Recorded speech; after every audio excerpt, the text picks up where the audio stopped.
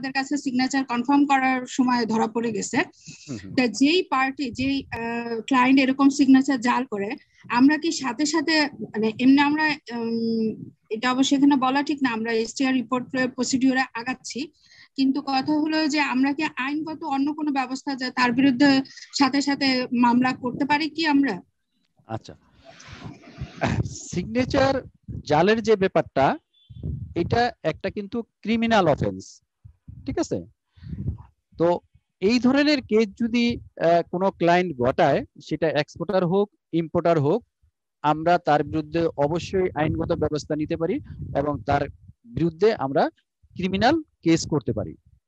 কিন্তু আপনি যদি আমার দেশের পরিস্থিতিটা দেখেন, আপনি ক্রিমিনাল কেস যখনই করবেন কোনো ক্লায়েন্টের বিরুদ্ধে, তখন প্রথমে ওই ক্লায়েন্টের কাছে না গিয়া আমাদের ল এবং যে ফোর্স আছে তারা প্রথমে আগে ব্যাংকে আসবে। ক্লায়েন্টের বিরুদ্ধে আমি ক্রিমিনাল কেস করছি, আইন শৃঙ্খলা বাহিনী ওকে না ধরে আগে ব্যাংকে আসবে, ব্যাংকে এসে আগে ইনভেস্টিগেশন করবে, ব্যাংকারদেরকে আগে হ্যারাসমেন্ট করবে, দেন ওই দিকে যাবে।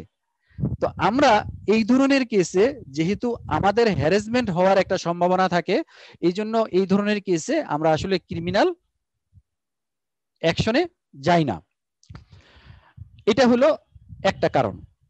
আর আরেকটা কোশ্চেন আপনার ছিল যেটা যে ডকুমেন্ট ডিসক্রিপেন্ট, আপনি ডকুমেন্ট ফেরত দিয়ে দিয়েছেন, ফেরত দেওয়ার পরে আবার যখন ডকুমেন্ট প্রেজেন্ট করলো ততক্ষণে এলসি এক্সপায়ার হয়ে গেছে।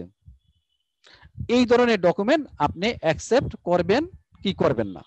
আচ্ছা, আপনি একটা জিনিস একটু মাথায় রাখবেন যে ইউসিপিডিসি যখন বিভিন্ন ইউসিপিডিসির করার সময় যে টেকনিক্যাল কমিটি আছে, এই টেকনিক্যাল কমিটি কিছু অ্যাজাম্পশন নিয়ে নিছে। এই অ্যাজাম্পশনের একটা অ্যাজাম্পশন হইল ব্যাংকার আর অনেস্ট। আমরা অনেস্ট, যেহেতু আমরা অনেস্ট, আমরা যদি ডিসঅনেস্ট হই তাহলে ইউসিপির অনেক নিয়ম কানুনকে আমরা অনেকভাবে প্রভাবিত করতে পারি। কিন্তু আমরা যদি ব্যাংকাররা অনেস্ট হই তাহলে ইউসিপির যে নিয়ম কানুন, ধরেন আমি একজন ব্যাংকার বাংলাদেশের, আমি অনেস্ট, চায়না থেকে একজন সাপ্লাই করছে, চায়নার যে ব্যাংকটা আছে ওই ব্যাংকারও অনেস্ট। যদি এই দুই ব্যাংকার অনেস্ট হয় তাহলে এখানে জটিলতা যাই হোক খুব মিউচুয়ালি সলভ করে ফেলা সম্ভব। কিন্তু আমাদের মধ্যে যদি ডিসঅনেস্টি থাকে তাহলে এটা অতি সহজে আসলে সমাধান হবে না। যেমন আপনি একজন ব্যাংকার অনেস্ট, আপনি চেষ্টা করবেন, আপনার উদ্দেশ্য থাকবে যথাসম্ভব ডিসক্রিপেন্সি অ্যাভয়েড করা। আবার বলি, ডিসক্রিপেন্সি অ্যাভয়েড করা। তাই বলে যদি ডিসক্রিপেন্সি থাকে আমি কি দিব না?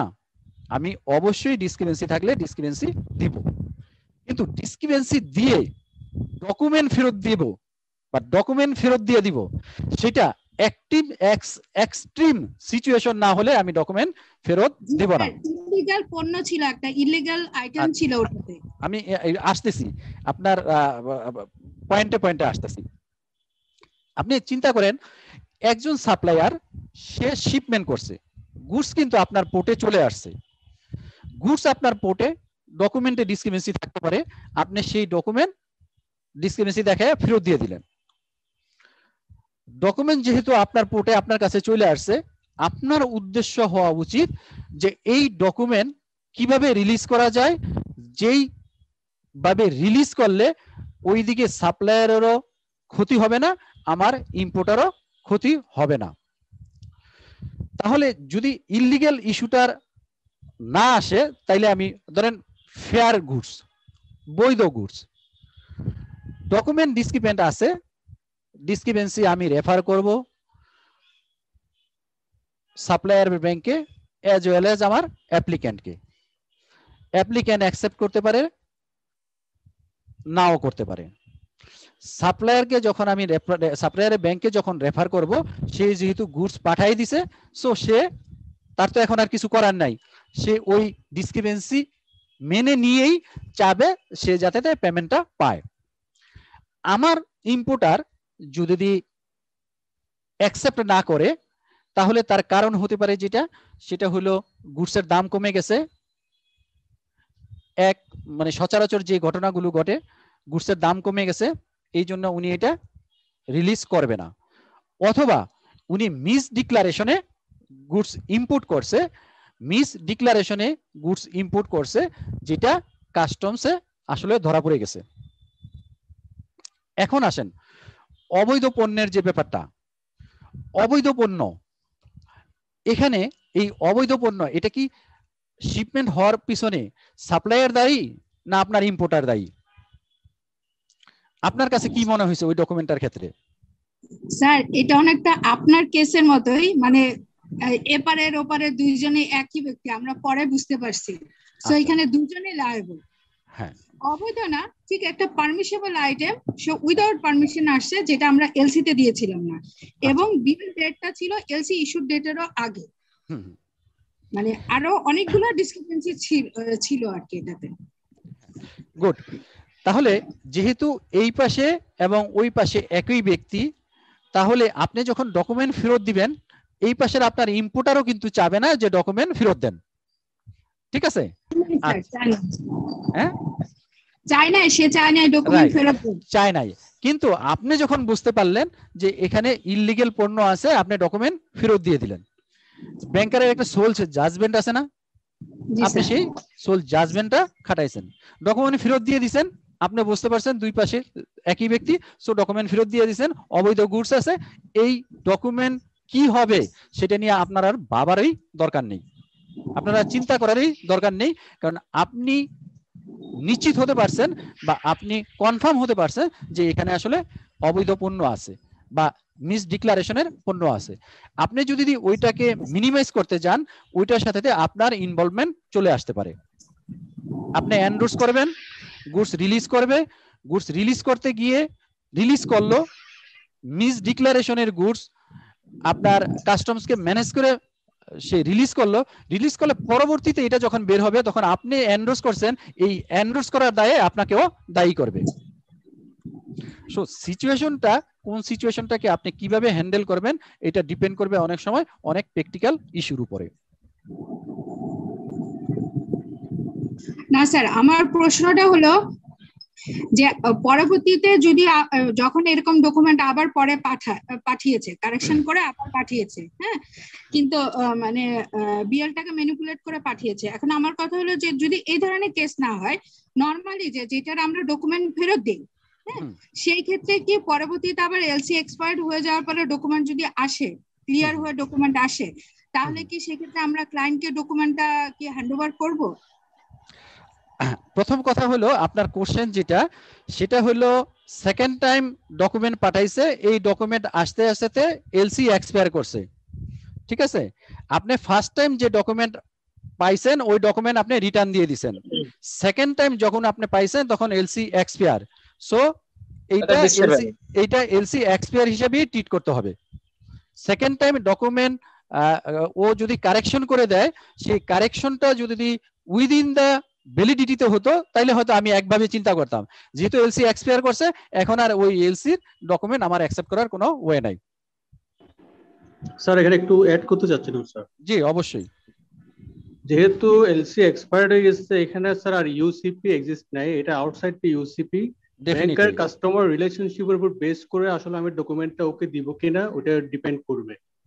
এটা হতে পারে ও অ্যাপ্রুভাল বেসিস ডকুমেন্টটা পাঠাইছে, এটা কোনো সমস্যা নাই।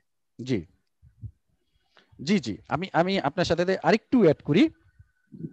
যখন আমরা একটা এলসি ওপেন হয়, ইস্যুইং ব্যাংক আন্ডারটেকিং দেয়, তার একটা ভ্যালিডিটি থাকে। যখনই সেই এলসিটা এক্সপায়ার করে তখন আর আন্ডারটেকিংটা ভ্যালিডিটি থাকে না, ভ্যালিড থাকে না। তাহলে যেহেতু আন্ডারটেকিংটা ভ্যালিড থাকে না, সো ওই এলসির এগেইনস্টে যদি ডকুমেন্ট পাঠায়, ওই ডকুমেন্টের এগেইনস্টে আমি ইস্যুইং ব্যাংক পেমেন্ট দিতে বাধ্য না, ওই ডকুমেন্ট আমি হ্যান্ডেল করতে বাধ্য না, ওই ডকুমেন্ট আমি অ্যাকসেপ্ট করতে বাধ্য না। কিন্তু আপনি যদি প্র্যাকটিসে যান, প্র্যাকটিসে দেখবেন যে অনেক ডকুমেন্ট আসে যেটা এলসি এক্সপায়ার হয়ে যাওয়ার পরেও, কিন্তু সেই ডকুমেন্টগুলো আমরা ব্যাংকাররা হ্যান্ডেল করি। হয়তো ইউসিপির জাজমেন্টে ওইটাতে আমার কোনো দায় দায়িত্ব নাই, কিন্তু প্র্যাকটিসের খাতিরে অনেক সময় এই ধরনের প্র্যাকটিসে আমাদের ডকুমেন্ট নিয়ে হ্যান্ডেল করতে হয় বা ডকুমেন্ট নিয়ে কাজ করতে হয়। Thank you sir. স্যার আমি কি একটু স্যার প্লিজ প্রিভিয়াস কনটেক্সটে একটু একটা প্রশ্ন করতে চাচ্ছিলাম স্যার। বলেন না। আপনি বলছিলেন যে শিপিং লাইনের এগেইনস্টে আপনি যাচ্ছিলেন স্যার, আসলে শিপিং লাইনের লিমিটেশন বা তার দুর্বলতাটা কোথায় ছিল যে আপনাকে কোঅপারেট করলো? আর যদি কোঅপারেট না করতো তাহলে আপনি কি করতে পারতেন স্যার? কারণ এটা তো অফেন্সটা তো করছে এক্সপোর্টার, এখানে তো শিপিং লাইনের কোনো দুর্বলতা নাই স্যার। সেই ক্ষেত্রে আসলে শিপিং লাইনকে আপনি মানে কিভাবে এটাকে মানে শিপিং লাইন কেন কোঅপারেট করলো স্যার? আচ্ছা, গুড। শিপিং লাইনের দায়িত্ব হলো ডকুমেন্ট বাংলাদেশের কোন ব্যাংকের উপরে সে ড্র করবে। শিপিং লাইনের দায়িত্ব হলো বাংলাদেশের কোন ব্যাংকের উপরে ডকুমেন্ট ড্র করবে। আচ্ছা, এই ডকুমেন্ট যখন ওর যেমন এই দেশে একটা অফিস আছে না, যেই দেশে গুডস রিলিজ করবে ওই দেশেও তার অফিস আছে। আপনারা জানেন যে যখন আমরা কোনো গুডস রিলিজ করতে চাই তখন আমাকে দুইটা ফর্মালিটিস মেনটেন করতে হয়। একটা ফর্মালিটিস মেনটেন করতে হয় শিপিং লাইন থেকে ডেলিভারি অর্ডার নিতে হয়, আরেকটা ফর্মালিটিস হলো কাস্টমস ফর্মালিটিসটা কমপ্লিট করতে হয়। কাস্টমস ফর্মালিটিস কমপ্লিট করি, শিপিং লাইন থেকে ডেলিভারি অর্ডার নেই, নিয়ে আমি গুডস রিলিজ করতে পারি। ঠিক এখানে যখন শিপিং লাইন, ওই দেশের শিপিং লাইন ডেলিভারি অর্ডার দিছে, এই ডেলিভারি অর্ডার দেওয়ার সময় আমার কাছ থেকে, আমি যেহেতু ওই ডকুমেন্টে এন্ডোর্স করি নাই, আরেকটু বলি এখানে, ওরা আবার আরেকটু ভুলও ছিল। ধরেন ওরা কি করছে, সুইফটে একটা মেসেজ টাইপ করছে, সুইফটে একটা মেসেজ টাইপ করে সেই সুইফটের মেসেজের উপরে আমার ব্যাংকারের সিগনেচার করছে, সেই ডকুমেন্টটা ওইখানে প্রডিউস করছে। ওই ডকুমেন্টটা ধরে, যেহেতু ওই এক্সপোর্টারের মিসেস ছিল ডেনমার্কের নাগরিক, উনি ওইখানে একটা আন্ডারটেকিং দিয়ে গুডসটা রিলিজ করছে। যেহেতু আন্ডারটেকিং দিয়ে গুডস রিলিজ করছে, তার মানে শিপিং লাইনও এইটার উপর বেস করে কিন্তু গুডস রিলিজ করার পক্ষে ছিল না। যেহেতু ওই দিকে আন্ডারটেকিং দিয়ে গুডস রিলিজ করছে, এই দিক থেকে যখন আমরা প্রেসার দিছি, প্রেসার দেওয়ার পরে ও তো দেখছে যে আমি তো আসলে এইটার উপর বেস করে গুডস রিলিজ করতে চাই নাই, ও আন্ডারটেকিং দেওয়াতে সে আমি গুডস রিলিজ করছি, এখন তুমি আন্ডারটেকিং দিছো, সো তোমাকে আমি ধরবো। আন্ডারটেকিং দিয়ে গুডস রিলিজ করছে, রিলিজ করার পরে ওই শিপিং লাইন যিনি আন্ডারটেকিং দিছে ওনাকে ধরছে, যেহেতু ডেনমার্কের নাগরিক, আর ডেনমার্কের আইন কানুন তো একটু স্বচ্ছ। ধরার পরে ওই ওনার মিসেস পেমেন্ট দিতে বাধ্য হয়েছে, পেমেন্ট দিছে, ব্যাংকিং চ্যানেলে পেমেন্ট চলে আসছে। এখন শিপিং লাইনের দুর্বলতাটা হইলো যে শিপিং লাইন তো একটা আন্ডারটেকিং নিয়ে দিছে, আর আমি যে ওইটা ইস্যু করি নাই এটা আমি প্রমাণ করতে পারবো। কারণ সুইফটে যে মেসেজ যাবে, সুইফটের মেসেজ যাবে সুইফটে ব্যাংক সুইফট দিবে আরেক ব্যাংকের কাছে, আর ওইখানে যেটা করছে সুইফটের মেসেজটা এই এক্সপোর্টারই টাইপ করছে, টাইপ করাইয়া ওইখানে আবার দুইজন ব্যাংকারের সাইন দেওয়াইছে, সাইন দেওয়াইয়া এটা ব্যাংকিং চ্যানেলে যায় নাই, সরাসরি সে বায়ারের কাছে পাঠাই দিছে। বায়ার শিপিং লাইনে আন্ডারটেকিং দিছে, দিয়া গুডস রিলিজ করে ফেলছে। তাহলে শিপিং লাইনের কয়েকটা জায়গায় এই দুর্বলতা রয়ে গেল না। যেহেতু শিপিং লাইনের দুর্বলতা রয়ে গেছে, এখন যদি শিপিং লাইন আমাকে কোঅপারেট না করে, আমি তো শিপিং লাইনের বিরুদ্ধে ওই দেশে না হোক এই দেশে তো অ্যাকশন নিতে পারবো। তো এই সকল কারণে শিপিং লাইন আসলে কোঅপারেট করছে।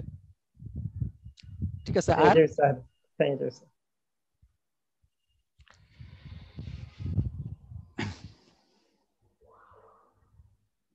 6টা 20। স্যার, হ্যাঁ আপনার এই কথাটা ঠিক। মামলা করলে পুলিশের আমাদেরকেই ধরে। আমাদের ব্রাঞ্চে এরকম একটা সিআইডি অফিসার আসে, প্রথমে আমাদেরকে এমন একটা অ্যাটিটিউড যেন ক্রিমিনাল অফেন্সটা আমরাই করছি, এই জন্যই তো মানুষ আইনের সাহায্য নেয় না। হ্যাঁ, যেমন আমি আপনারে বলি, আমাদের এটা অবশ্য ফরেন এক্সচেঞ্জের ইস্যু না, আপনার আরেকটা ইস্যু। সেই ইস্যুটা হলো এমন একটা জেনারেল ব্যাংকিং এর ইস্যু। জেনারেল ব্যাংকিং এর কোন একটা প্রতিষ্ঠান একটা অ্যাকাউন্ট মেনটেন করে, অ্যাকাউন্ট মেনটেন করে জয়েন্ট সিগনেচারে টাকা পয়সা ওঠে। এই জয়েন্ট সিগনেচারের মধ্যে একজনের সিগনেচার হলো ম্যান্ডেটরি, আরেকজনেরটা অপশনাল। মানে 3-4 জন মিলে সিগনেটরি 3-4 জন, এর মধ্যে যে কোনো 2 জনের সিগনেচারে টাকা উঠবে, তার মধ্যে একজনের সিগনেচার ম্যান্ডেটরি। তাহলে যার সিগনেচার ম্যান্ডেটরি উনি নিজেই টাকা তুলতে আসছে, টাকা তুলছে ওনার ম্যান্ডেটরি সিগনেচারে, অপশনাল যে সিগনেচার সেই অপশনাল সিগনেচারটা জাল করছে। তো আমরা জাল যে করছে সেটা অল্প কিছু ডিফার করে, একেবারে যে ডিফার করে না ব্যাপারটা এরকম না। আমরা ওইটা চিন্তা করছি যে উনি যেহেতু ম্যান্ডেটরি সিগনেটরি আর উনি যেহেতু টাকা তুলতে আসছে, ওই অপশনাল সিগনেচার যারা আছে তারটা যদি একটু ডিফার করে হয়তো তো খুব বেশি কিছু না, টাকা বেশি তোলে নাই, 17 লাখ টাকা তুলছে। তোলার পরে যখন ওই অর্গানাইজেশন আমাদের কাছে ক্লেম করলো যে এই টাকা 17 লাখ টাকা উনি তুলছে, ওনার এই সিগনেচার করে নাই, এই সিগনেচার জাল, তখন আমরা ওই যে সিগনেচার জাল করে টাকা তুলছে ওনার বিরুদ্ধে আমরা কিছু না, শুধু থানাতে একটা জিডি করছি। জিডি করার পরে থানার থেকে পুলিশ এসে আমাদের ক্যাশের সকল অফিসার এবং যারা এই চেক পাস এর সাথে জড়িত ছিল সবাইকে এইভাবে ইন্টারোগেশনে নিছে যে এত কিছু ইনফরমেশন নিছে যে মনে হয় যে আমরাই আসামি। শেষ পর্যন্ত ওইটার সলিউশন হয়েছে, দুদকে মামলা হয়েছে, দুদকে মামলা চলমান আছে, দুদক থেকে আমাদেরকে অব্যাহতি দিছে, কিন্তু ওই ক্লায়েন্ট পরবর্তীতে ওই অর্গানাইজেশনের 17 লাখ টাকা ফেরত দিছে। ফেরত দেওয়ার পরে এখনো দুদকের কেসে উনি ঝুলে আছে, যদিও টাকাটা ফেরত দিছে।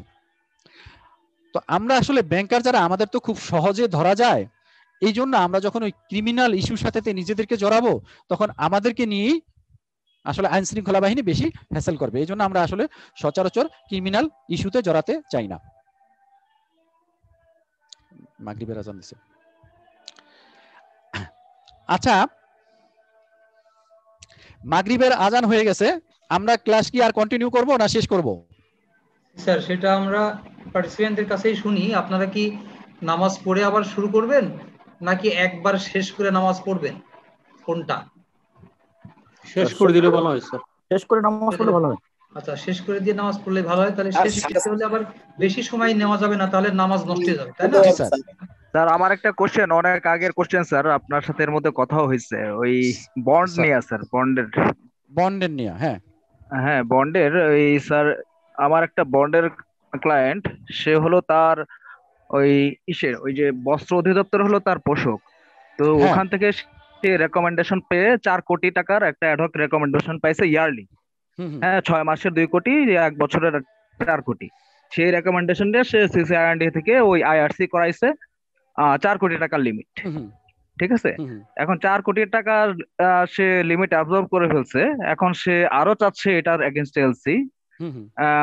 এখন তার তো লিমিট শেষ, এখন সে দাবি করতেছে যে বস্ত্র অধিদপ্তর থেকে, পোষক কর্তৃপক্ষ থেকে তাকে বলা হয়েছে, ওখানে আর কি সে 12 কোটির অ্যাপ্লিকেশন করছিল, কিন্তু ওইখান থেকে বলা হয়েছে ওকে যে আমি আপনাকে 12 কোটি দিলাম, এই 4 কোটির মধ্যে 12 কোটি আছে, আপনি এই প্রাপ্যতার 3 গুণ আপনি এমনি পেয়ে যাবেন অটোমেটিক্যালি। এই দাবি সে করতেছে। এখন আমি নানান জায়গায় আমি ফোন টোন দিচ্ছি, নানান রেফারেন্স আমি খুঁজতে চাইছি যে আসলে কোথায় লেখা আছে, আদৌ কোনো ডকুমেন্টেশন আছে কিনা ইম্পোর্ট পলিসিতে। কেউ কেউ বললো যে কি ওই এটা করা যাবে, কিন্তু ইম্পোর্ট পলিসিতে আবার আছে যেটা যে কমার্শিয়াল আইটেম নিষিদ্ধ যেগুলা যেগুলা কমার্শিয়ালি আমদানি করা যাবে না, এরকম গুডস গুলার ক্ষেত্রে ওই 3 গুণ আমদানি করা যাবে, তার আমদানি সত্ত্বের 3 গুণ আমদানি করতে পারবে। তো এই তার প্রোডাক্টটা তো সে কাগজ আমদানি করবে, কাগজ তো আর কমার্শিয়াল আমদানি নিষিদ্ধ না। তো এখন আমি তো কোনো রেফারেন্স পাই না, এই জন্য যেটা ধরে আমি হেড অফিসকেও বলতে পারবো যে ভাই আমাকে এই আরো এলসি দাও, সে আমি তার এলসি গুলো আর করতে পারি নাই। এখন আদৌ আসলে এটার অ্যাকচুয়াল নিয়মগুলা কি স্যার? এটাই স্যার। হ্যাঁ আচ্ছা আচ্ছা স্যার, এর মধ্যে একটু বলে রাখি, সে পরবর্তীতে আমি তো এলসি দিতে পারি নাই, এই তার আরো 2টা লিয়ান ব্যাংক আছে, ন্যাশনাল ব্যাংক আর ফার্স্ট সিকিউরিটি ব্যাংক। তো ন্যাশনাল ব্যাংক থেকে সে আরো এলসি করছে, এরপরেও এই আমদানি সত্ত্বের ওই যে 4 কোটি পূরণ হয়ে যাওয়ার পরও আরো অনেকগুলো এলসি সে করতে পারছে, করে আসছে, এবং সেই এলসি কপি গুলো আমাকে দেখাইছে পরবর্তীতে। আচ্ছা হ্যাঁ স্যার, আপনার এই কোশ্চেনটা আপনি এলসি করতে পারেন নাই, আলহামদুলিল্লাহ, ঠিক আছে। এই ধরনের ক্লায়েন্টের এলসি করার দরকার নেই। কাগজ ইম্পোর্ট করবে, ওনার বন্ড আছে, তাই না মামুন? হ্যাঁ স্যার, বন্ড আছে। 3টা ব্যাংক ইউজ করে, 3টা ব্যাংক ইউজ করে কাগজ ইম্পোর্ট করে উনি কাগজ সেল করে। ওনাকে না স্যার, অ্যাক্সেসরিজ ফ্যাক্টরি আমি বলি। হ্যাঁ আচ্ছা, অ্যাক্সেসরিজ ফ্যাক্টরি ওনার কার্টুন বানায়। হ্যাঁ, কার্টন পলিটল এগুলা এই হাবিজাবি, হ্যাঁ অ্যাক্সেসরিজ বানায় আর কি, কার্টন বানায়, কার্টন আছে এর মধ্যে। অ্যাক্সেসরিজের মধ্যে কিছু ব্যাপার আছে বুঝছেন, কারণ উনি কাগজ ইম্পোর্ট করবে, যদি কাগজ ইম্পোর্ট তখনই করবে যদি ওনার কার্টুন ইন্ডাস্ট্রি হয়, কার্টুন বানায়।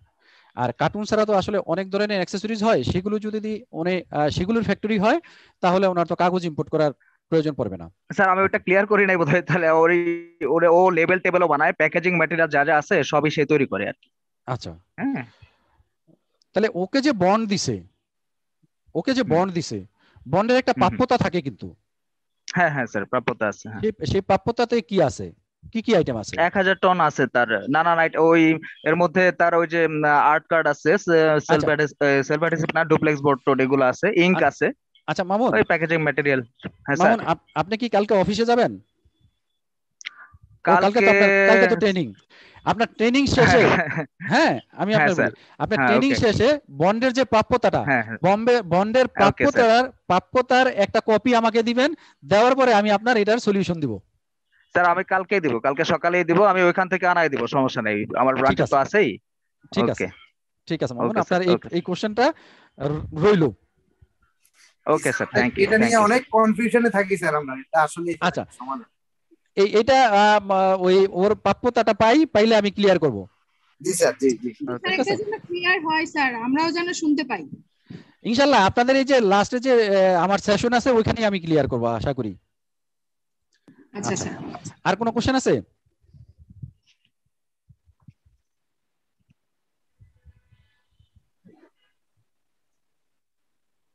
স্যার একবারে শেষ করে দিবেন নাকি স্যার? হ্যাঁ শেষ করে দিই আমার মনে হয়। জি স্যার, একবারে শেষ করে দেন স্যার। মাহফুজ স্যার তাহলে শেষ করে দেই।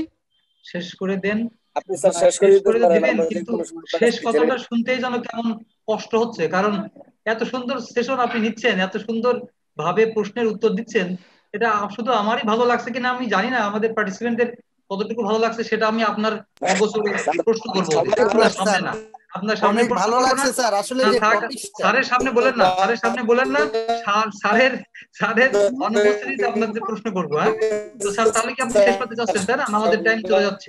হ্যাঁ, নামাজের টাইমও যেহেতু হয়ে গেছে, শেষ করি। পার্টিসিপেন্টরা নামাজ পড়ুক, আমি নিজেও নামাজ পড়ি, প্রিন্সিপাল স্যার আপনিও নামাজ পড়ে নেন। আর ওই একটা অনুরোধই, যে সিচুয়েশন, আমরা সবাই সবার জন্য দোয়া করি, সবাই যাতে সুস্থ থাকি, সবার সুস্থতার জন্য সবাই আমরা একে অপরের জন্য দোয়া করি। ধন্যবাদ সবাইকে, ইনশাআল্লাহ নেক্সট ক্লাসে আবার দেখা হবে। আসসালামু আলাইকুম। Thank you sir. আসসালামু আলাইকুম স্যার। ওয়া আলাইকুম আসসালামু আলাইকুম। ওয়া আলাইকুম আসসালাম। আমরা স্যারকে বিদায় দিলাম। এখন আমার একটা জিজ্ঞাসা আপনাদের কাছে, আজকে পর্যন্ত এই পর্যন্ত আমাদের যে কয়েকটা সেশন হলো, কয়েকদিনের এই ট্রেনিং এর, সেখানে আমাদের স্পিকার, গেস্ট স্পিকারও ছিল, আমাদের হাউস স্পিকারও ছিল। গেস্ট স্পিকারদের মধ্যেও বিভিন্ন জনের বিভিন্ন লেকচার বিভিন্ন ধরনের ছিল, আবার আমাদের ইনহাউস স্পিকারদের মধ্যেও কম বেশি বিভিন্ন রকম ছিল। আপনারা সব সেশনই শুনেছেন, ভালো মন্দ আপনাদের মধ্যে একটা মানে জাজমেন্ট ক্ষমতা আপনাদের আছে। আমি আপনাদের কাছে যেটা জিজ্ঞাসা করতে চাচ্ছি সেটা হলো, একটা ধারণা থেকে আপনাদের, বিশেষ করে আমরা যারা ট্রেনিং এ যাই, আমাদের সবসময় একটা ধারণা থাকে যে ট্রেনিং শুরু হওয়ার আগে আমরা প্রশ্ন করি, আচ্ছা গেস্ট স্পিকার আছে কি? কেন? গেস্ট স্পিকার থাকলে আমরা আমরা আমাদের ট্রেনিংটা ভালো হবে। হ্যাঁ, গেস্ট স্পিকার থাকলেই যেন ট্রেনিং ভালো হয়, এরকম একটা ধারণা আমরা পোষণ করি। গেস্ট স্পিকার লেকচার আপনারা শুনেছেন, আমাদের ইনহাউস স্পিকারের লেকচার আপনারা শুনেছেন। আপনি একটা কম্পেয়ার করে বলেন তো, আমাদের এই ব্যাংকের যারা স্পিকার লেকচার দিল এ পর্যন্ত, হয়তো দু একজন দুর্বল থাকতে পারে, যারা ভালো বলেছে তাদের ভালোটা ওই গেস্ট স্পিকারের ভালোর সাথে কম্পেয়ার কি করা যায়? স্যার, আমাদের দুই একজন কয়েকজন আছেন গেস্ট স্পিকারের সাথে ইকুইভ্যালেন্ট, বাট গেস্ট স্পিকার বলতে আমরা মেইন করি বিএবিএম এর সাবজেক্ট। গেস্ট স্পিকার বলতে স্যার আমরা সবাইকে মেইন করি তা না, আমরা অনলি বিএবিএম এর সাবজেক্ট। যেমন আহসান হাবিব স্যার, নিঃসন্দেহে উনি জিনিয়াস। তোফায়েল আহমেদ স্যার, উনিও ভালো ক্লাস দেন। অন্তরা ম্যাডামও ভালো। সেগুলোকে আমরা আমি একটু অ্যাড করি, এই যে ইসলামী ব্যাংকের বিশেষ করে মাহমুদুর রহমান এসিভিপি আজকে যে ব্যাক টু ব্যাক, উনিও কিন্তু পাইওনিয়ার বিএবিএম এর, উনি সবসময় ক্লাস নেন, নট সবাই না, কিন্তু উনি আসলেই অনেক জিনিয়াস। আমি ওনার অনেক ক্লাস বিএবিএম এও করছি, অনেক জিনিয়াস। এটা তো গেস্ট স্পিকার সম্পর্কে বলেন, এখন আমাদের স্পিকার সম্পর্কে দু একটা কথা বলেন।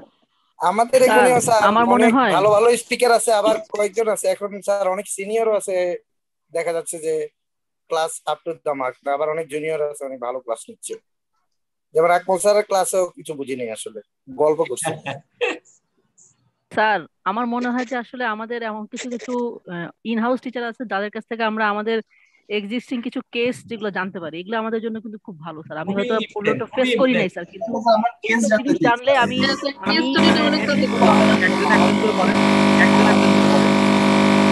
হারমোনাইজ সাউন্ড হচ্ছে। হ্যাঁ, একজন একজন করে বলেন, তাহলে শুনতে ভালো লাগবে। হ্যাঁ বলেন, ইনহাউস স্পিকার সম্পর্কে কি যেন বলছিলেন, একজন বলেন।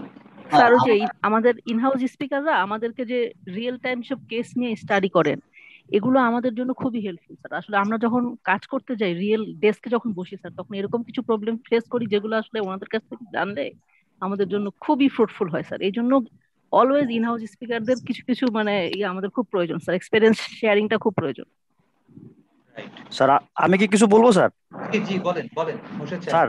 একটা স্যার এক্সাম্পল দিই স্যার, আমাদের আজকে যে কয়েকদিনে যে ক্লাস হলো, সেখানে আপনার স্যার এক্সপোর্ট ফাইন্যান্স আর ইম্পোর্ট ফাইন্যান্সের ক্লাসটা করলো খুব সম্ভবত ইসলামী ব্যাংকের কোন একজন স্পিকার। বাট দেখেন আজকে আমদাদ স্যারের কাছে আমরা যতগুলো কোশ্চেন করলাম সব ইসিসি নিয়ে, এক্সপোর্ট নিয়ে।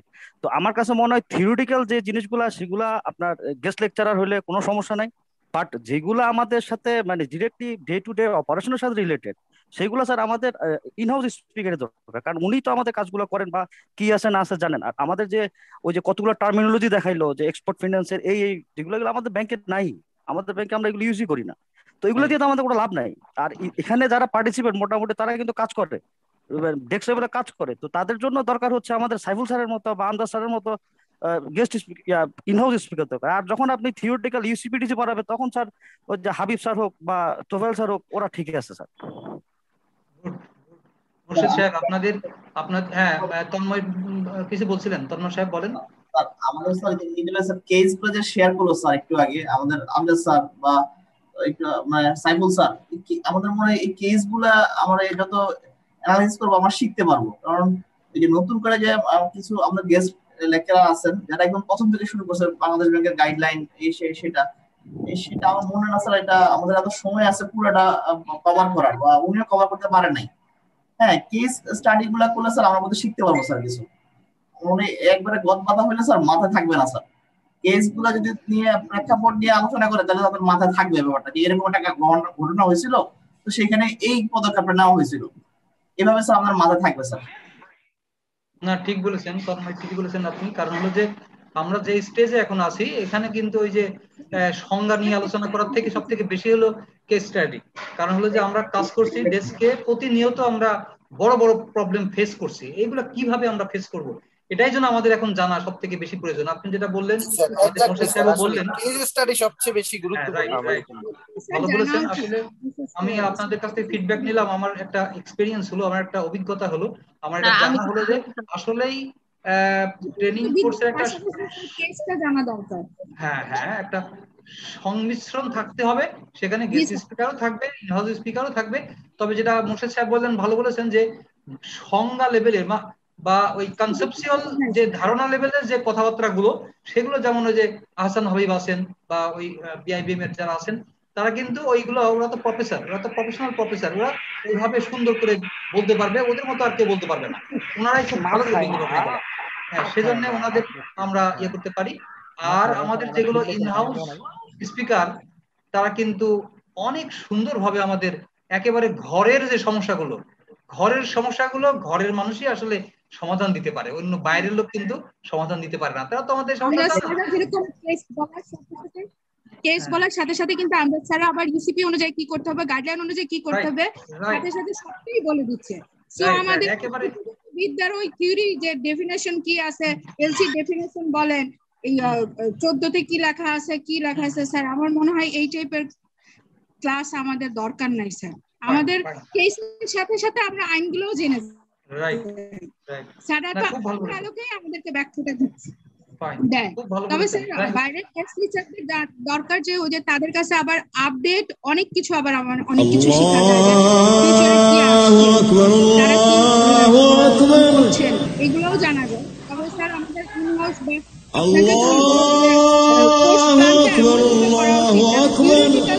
প্র্যাকটিক্যালটা বেশি থাকে।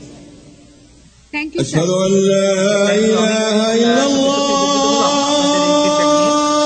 ইনশাআল্লাহ আমরা ভবিষ্যতে আপনাদের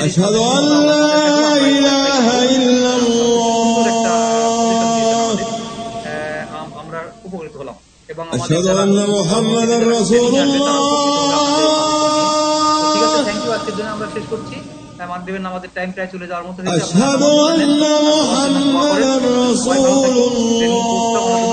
শেষ করতে পারি এবং এই ট্রেনিং থেকে যা যা নিতে পারছি ধন্যবাদ। আসসালামু আলাইকুম। Thank you sir. আসসালামু আলাইকুম।